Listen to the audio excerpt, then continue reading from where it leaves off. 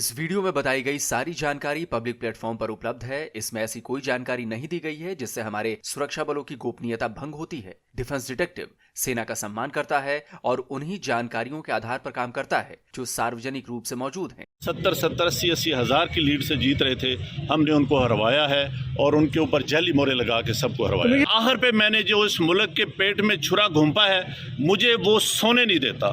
मैं ये सुकून की मौत मरना चाहता हूँ। मैं जो मैंने जुल्म किया है, मुझे उसकी सजा मिलनी चाहिए। पाकिस्तान में 8 फरवरी को होना तो इलेक्शन था, लेकिन इलेक्शन के नाम पर हो गया जी कांड, स्कैम हो गया जी। पाकिस्तान में हुए इलेक्शन में कैसे फर्जीवाड़ा किया गया, कैसे जमकर धांधली की गई, कैसे हारे हुए कैंडिडेट्स को जिता दिया गया, इन सब का पर्दाफाश हो चुका है। और ये किसी पॉलिटिकल पार्टी ने नहीं किया है, बल्कि चुनाव करवाने वाले ऑफिसर ने किया है। और चौंकाने वाली बात पता है क्या है कि इस धांधली का आरोप पाकिस्तान के चीफ इलेक्शन कमिश्नर के साथ साथ चीफ जस्टिस ऑफ पाकिस्तान पर भी लगा है। तो है ना मजेदार बात। नमस्कार दोस्तों, डिफेंस डिटेक्टिव के एक और नए एपिसोड में आप सभी का स्वागत है। मैं हूं आलोक। तो जैसा कि मैंने अभी आपको बताया कि पाकिस्तान में हुए चुनाव में डेमोक्रेसी का गला घोंट दिया गया है। जनता ने जिसे वोट देकर जिताया, उसे काउंटिंग में फर्जीवाड़ा करके हरवा दिया गया। और आज इस वीडियो में मैं आपको पाकिस्तान के इलेक्शन कांड की पूरी कहानी सबूतों के साथ बताने वाला हूं। यकीन मानिए, बहुत मजा आने वाला है। ये हैं लियाकत अली चट्टा। ये वही हैं जिनका स्टेटमेंट मैंने आपको वीडियो की शुरुआत में दिखाया था। लियाकत पाकिस्तान के सीनियर सिविल सर्वेंट हैं, रावलपिंडी के कमिश्नर थे और एक दिन पहले ही रिजाइन दिया है। लेकिन अपने रिजाइन से पहले लियाकत ने ऐसा बम फोड़ा है कि रावलपिंडी और इस्लामाबाद ही नहीं बल्कि पूरा पाकिस्तान हिल गया है। लियाकत ने खुलेआम यह कबूल किया है कि रावलपिंडी में हुए इलेक्शन और काउंटिंग में जमकर धांधली की गई। उन्होंने कहा कि यह धांधली उन्होंने खुद करवाई है। 13 हारे हुए कैंडिडेट्स को उन्होंने जितवा दिया है। मैंने जो इस इलेक्शन में गलत काम किया है, रावलपिंडी के 13 एमएनए की सीटें जो हारी हुई लोगों को हमने जितवाया है। लोगों की 70 हज़ार की लीड को हमने उनकी शिकस्त में बदला है और आज भी हमारे लोग बैठ के जेली मोहरें लगा रहे हैं। सुना आपने, रावलपिंडी में जिस शख्स के हाथों में इलेक्शन का पूरा कंट्रोल था, एडमिनिस्ट्रेशन से लेकर सिक्योरिटी का पूरा दारोमदार था, काउंटिंग की पूरी जिम्मेदारी थी, उसने ही काउंटिंग के बाद ऐलान कर दिया कि चुनाव में उन्होंने धांधली करवाई है। चट्टा साहब ने यह भी कहा कि उन्होंने अपने ऑफिसर्स से जबरन इलेक्शन में फर्जीवाड़ा करवाया। मैं माजरत चाहता हूं अपने तमाम रिटर्निंग ऑफिसर से जो मेरे मातहत काम कर रहे थे, जो बेचारे रो रहे थे जब मैं उनको कह रहा था कि आप ये काम गलत काम करें और वो नहीं करना चाह रहे थे। लियाकत अली के इस भंडाफोड़ के बाद पाकिस्तान में घमासान शुरू हो गया। पाकिस्तान छोड़िए, दुनिया भर के अखबार पाकिस्तान में चुनाव के नाम पर हुई इस नौटंकी की खबरों से रंग गए हैं। दोस्तों, लियाकत अली पाकिस्तानी ब्यूरोक्रेसी के सीनियर ऑफिसर हैं। रावलपिंडी कमिश्नर रहते हुए इन्होंने कई मेगा प्रोजेक्ट्स को पूरा कराया है। हाईवेज, डैम्स, बस लॉरी डिपो और भी कई डेवलपमेंट के काम इन्होंने किए हैं। अब चूंकि वो रावलपिंडी के कमिश्नर थे, तो जो चुनाव हुआ वो पूरी तरह से उनके अंडर ही हुआ। लेकिन अब उन्हीं के चुनाव नतीजों में धांधली के बयानों के बाद पूरा पाकिस्तान कटघरे में है। आपको याद होगा कि चुनाव से काफी पहले से ही पाकिस्तान पर फेयर इलेक्शन को लेकर बड़े सवाल उठ रहे थे।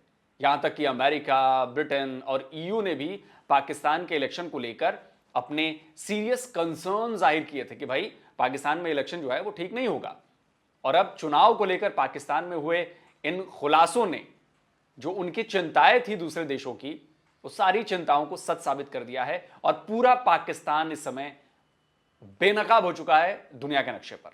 तो हुआ ये कि लियाकत अली चट्टा के इस बयान की इमरान खान की पार्टी पीटीआई ने जांच की मांग कर डाली है।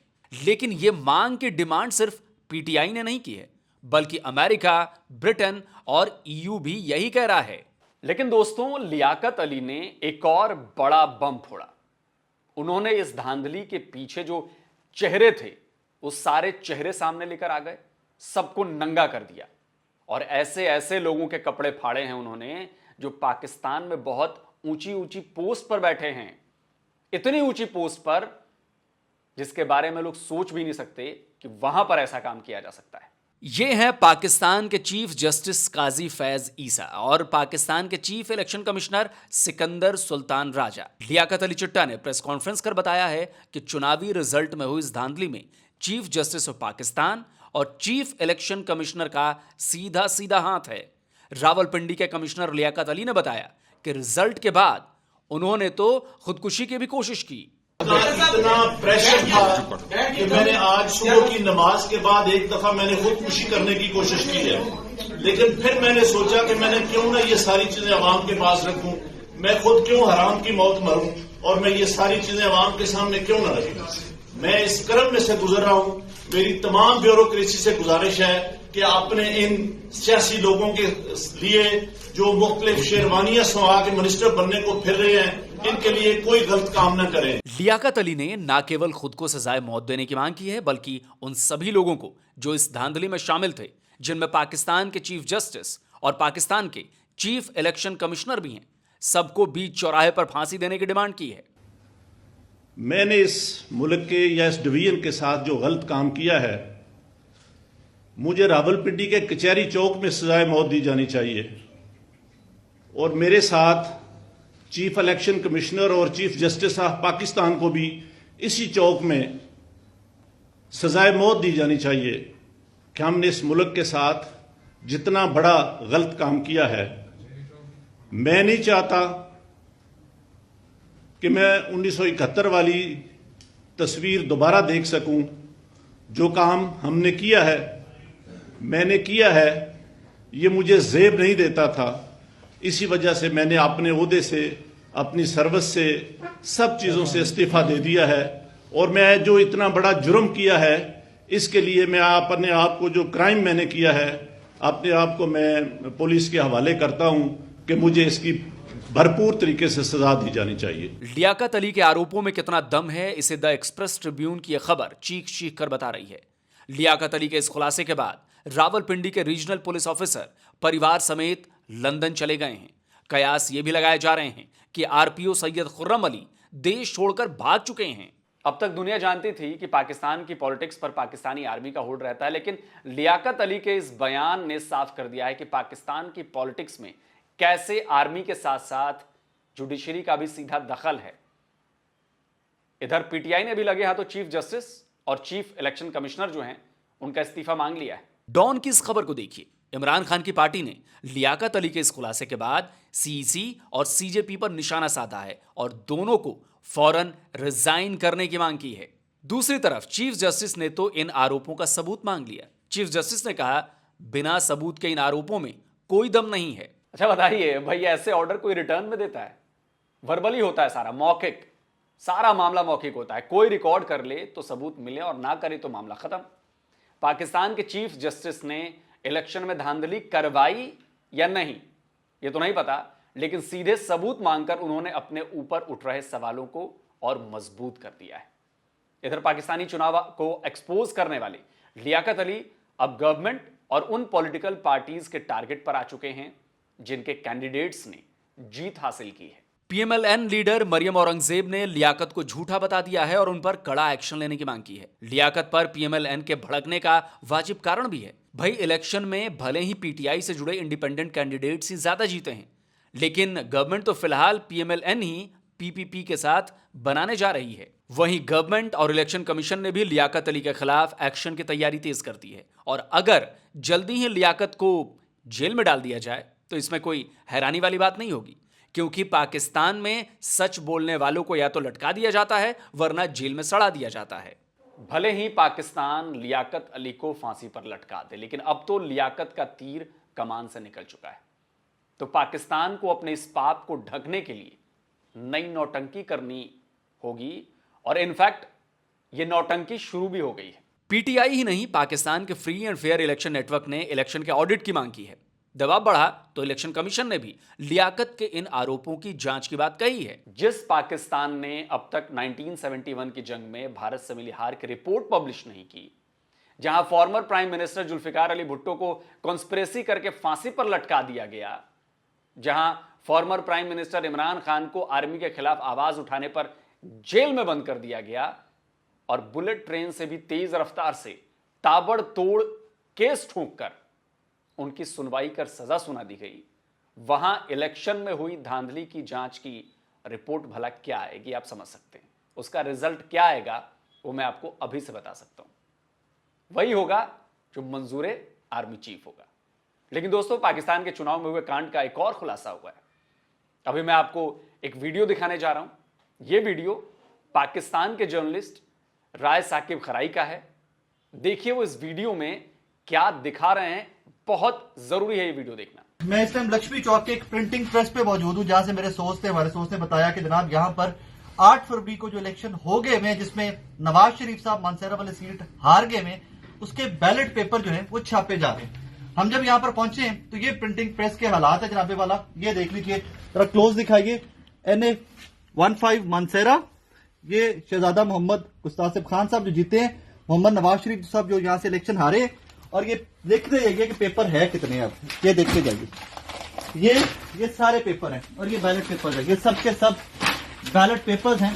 हम लोग जब यहाँ पे आए, वो रिकॉर्ड डिटेल्ड वीडियो जो है वो भी मैं आपको दिखाता हूँ। जब हम लोग यहाँ पर आए तो जो यहाँ पर स्टाफ था वो तो कहना आगे स्टार्ट हो गया कि हमें तो भी 2 घंटे पहले ऑर्डर आए और हमने ये छापने शुरू कर दिए। हालांकि बैलेट पेपर कोई भी प्रिंटिंग प्रेस पाकिस्तान का, सरकारी प्रिंटिंग प्रेस के अलावा कोई भी प्रिंटिंग प्रेस नहीं छाप सकता। देखा आपने, पाकिस्तान में चुनाव खत्म हो चुके हैं, लेकिन लाहौर के प्रिंटिंग प्रेस में 10 दिन बाद भी बैलेट पेपर छापे जा रहे थे। सवाल उठता है क्यों? जाहिर सी बात है भाई, धांधली के लिए बैलेट पेपर छाप कर क्या काउंटिंग स्टेशन तक पहुंचाए गए या उन्हें बैलेट बॉक्स में डलवाया गया? इसका जवाब तो पाकिस्तान को ही देना होगा। दोस्तों, पाकिस्तान के इस इलेक्शन कांड का एक और सबूत है मेरे पास, और बड़ा भारी सबूत है। यह भी मैं आपको दिखाता हूं। हाफिज नईमुर रहमान जमाते इस्लामी के लीडर हैं। कराची के 129 नंबर सीट से चुनाव लड़े और जीते भी, लेकिन इस जीत के बाद फौरन उन्होंने सीट छोड़ने का ऐलान कर दिया। ऐसा उन्होंने क्यों किया, खुद ही सुन लीजिए।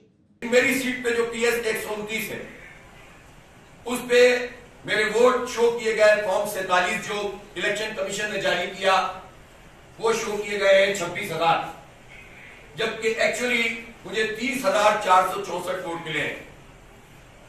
लेकिन मुझसे ज्यादा वोट आजाद उम्मीदवार जो PTI के उनको मिले हैं, और मैं इतना जर्फ रखता हूं कि मैं इस बात का ऐलान करता हूं कि PTI वहां पर उसका हिमायत याफ्ता आजाद कैंडिडेट जीता है और मैं इस सीट को अवेल नहीं करूंगा। तो पाकिस्तान के इस इलेक्शन कांड से पूरी दुनिया के सामने जो है ये साफ हो गया है कि हुआ क्या है इलेक्शन के नाम पर, और पाकिस्तान नंगा हो गया है कि ये डेमोक्रेसी है हमारे यहाँ। कुछ दिनों पहले वो बांग्लादेश के चुनाव को लेकर सवाल उठा रहा था, अब उसकी ऐसी हालत हो गई है कि अमेरिका समेत तमाम वेस्टर्न वर्ल्ड जिसके आगे वो कटोरा लेकर भीख मांगता है, उसे मुंह दिखाने लायक नहीं रह गया है। उससे सवाल पूछे जाएंगे पाकिस्तान से इलेक्शन को लेकर, लेकिन पाकिस्तान कितना भी बेपर्दा होता रहे वहां कुछ बदलने वाला नहीं है। PM वहां वही बनेगा जो आर्मी का पपेट होगा, और जो नहीं होगा उसकी कुर्सी चली जाएगी, वो जेल में बंद हो जाएगा। ये पाकिस्तान का 75 साल का इतिहास है जो हर बार खुद को दोहराता रहता है। तो दोस्तों, आपने देखा कि पाकिस्तान में बैलेट पेपर से हुए चुनाव में कैसे धांधली की गई, फर्जी बैलेट पेपर छपवाकर रिजल्ट बदले गए, और यहां तक कि रिजल्ट डिक्लेयर होने में भी 4 से 5 दिन का वक्त लग गया। इसलिए बैलेट पेपर पर सवाल उठते हैं। EVM जैसी टेक्नोलॉजी ने इलेक्शन को आसान बनाया है और कई मायनों में फेयर भी। तो जो अपने यहां मांग उठ रही है ना कि जी बैलेट पेपर पर चुनाव करवाना है, तो अब किस लिए करवाना है, आप इससे समझ जाइए पाकिस्तान की हालत देखकर। तो दोस्तों, वीडियो आपको कैसा लगा, अपनी राय जो है वो कमेंट देकर जरूर दें, और इस वीडियो को कोने कोने तक फैलाइए ताकि पाकिस्तान भी बेनकाब हो और इससे कुछ सीख ली जाए। और जिन लोगों ने अभी तक डिफेंस डिटेक्टिव को सब्सक्राइब नहीं किया है, तो भाई आपसे प्रार्थना है कि डिफेंस डिटेक्टिव को सब्सक्राइब करिए, ताकि ऐसी ही डिफेंस और जियोपॉलिटिक्स से रिलेटेड जो खबरें हैं वो आप तक पहुंचती रहे। और साथ में हाँ, बेल आइकॉन जरूर प्रेस कीजिए। अगर आपने बेल आइकन प्रेस नहीं किया है सब्सक्राइब करने के बाद, तो मैं जो वीडियो अपलोड करूंगा उसकी नोटिफिकेशन आप तक नहीं पहुंचेगी। जल्दी मिलता हूं एक और नए वीडियो के साथ। नमस्कार, जय हिंद।